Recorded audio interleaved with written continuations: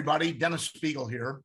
I would imagine that most of you have seen the Disney organization all over the news the last 2 weeks in relation to their Reedy Creek Improvement District issue. Quick recap. The Reedy Creek Improvement District was established in 1967, 4 years before the first Disney theme park opened in Florida. It was designed as a very unique structure that helped Disney evolve into the top theme park destination in the world. What exactly is the Reedy Creek District? Well, it's known as an independent district for regulations, one that allows Disney to self-regulate its collection of taxes and its provisions of services like fire protection and emergency medical treatment, flood control, power distribution, water treatment, roadways, and a lot more. The district oversees its own building codes and issues permits, giving Disney more control over what it builds, and so it eliminates red tape during construction of projects. The district covers Disney's 25,000 acres, or nearly 40 square miles across Orange and Osceola counties.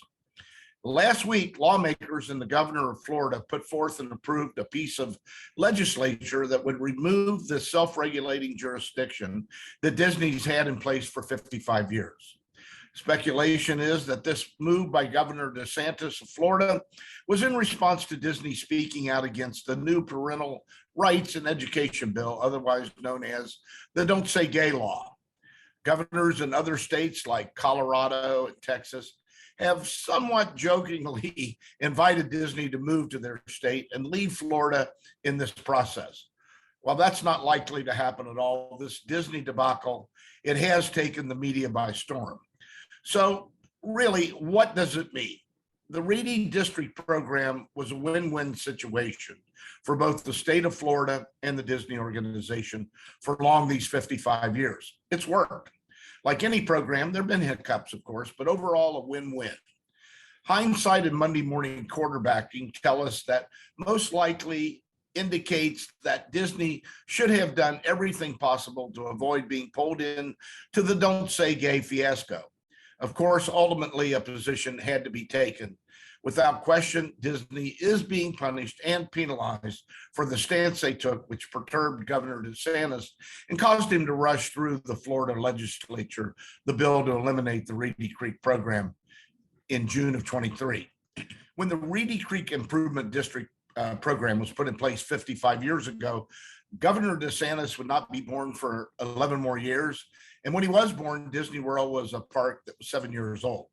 At that time, Disney had already had a major impact on both Central Florida and the entire state as it relates to changing its future. It's safe to say without Disney and the Reedy Creek program, Florida would have continued to be a lot of orange groves and alligator farms for decades. The impact that Disney's had on the state of Florida is immeasurable. They created the epicenter of entertainment and the mecca of theme parks. The legislature of Florida should never forget the impact that Disney has had on the state and on them. It's really ironic that during the last 5 to 7 years, Disney has been strategically moving employees and responsibilities from their California operation to Florida due to the insanity brought on them by the state of California, particularly during the COVID period. Now, after having brought thousands of jobs to Florida with thousands more on the way, they must contend with this recent lunacy put in place by Governor DeSantis and the Florida legislature. So where does it all end? Well, hopefully cooler heads prevail. Everyone kisses and makes up, and the Reedy Creek District program is kept in place. It was made known during the last 2 weeks that neither Osceola or Orange County want to absorb any of the expenses that Disney generates operating under this agreement. And why should they? As I said at the beginning, it's been a win-win situation, and that's the way it needs to remain in the future. Think it through, guys, and get it done.